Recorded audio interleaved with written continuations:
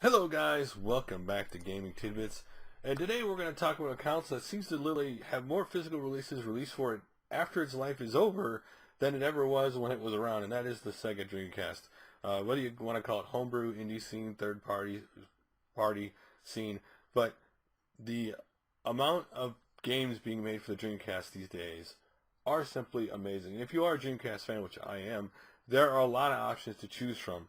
Earlier this year, we already saw Lino's Tricky Adventures come out. You have games like a Bomberman clone like Alice Dreams Tournament coming out. You have first person, Slave, and then you have Sling Shadows, which is a role playing game coming out for the Dreamcast. There are a lot of games coming out or out now for the Dreamcast this year alone. And now adding to the pile of future possible games coming with the Dreamcast is Xenocider. So Xenocider is basically an on-the-rails shooter. That's basically the best way. Kind of like Sin and Punishment. I know if you watch the Kickstarter for this, their inspiration was like Space Harrier, for example. So this is really cool. Now this game isn't just getting released for the Dreamcast. It's coming out for PC, Mac, Linux, Nintendo 3DS. And the Kickstarter is only asking for $92,000. At this point, when I watched it, I looked at it, it was like $9,000 right now. It still has a long way to go. A very small budget for, quite frankly, a game getting released on multiple consoles, including the Dreamcast. And so this game, if it gets funded, will be released December of 2017. So again, gives you another game coming out a year from now for the Sega Dreamcast, which has a lot of great, every year it seems to have one really great game that actually in a lot of people's minds could be considered for Game of the Year come out for the Sega Dreamcast. Again, for fans who like Sega Dreamcast. But they have to, it obviously has to get funded first. The people developing this are a Spanish indie developer called Retro Sumus. And again, it's really cool that we get to see a system like this get so many games after its lifespan's over to get the most they can of it. And I think that's the important thing. There are consoles that lifespans ended before we really got to see the most out of them. And truly the Dreamcast was one of those systems. It had a very short lifespan. Obviously Sega was in serious trouble. Sega was hemorrhaging money for online. Sega was, hemorrhaging money on the system. And ultimately, everything came in on itself for Sega, unfortunately.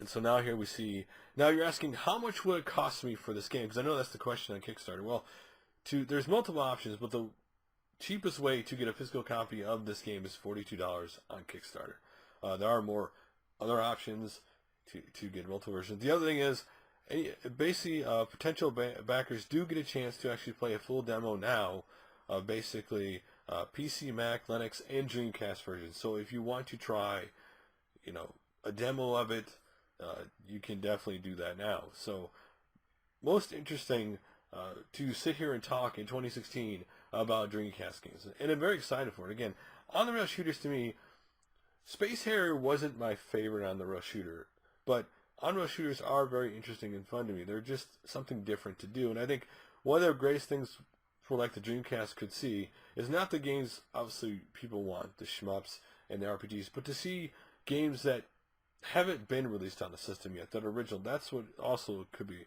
ultimately cool. But what do you guys think of this game? Again, they're not asking for $92,000. Is not a lot for a game, and obviously this game is on multiple things.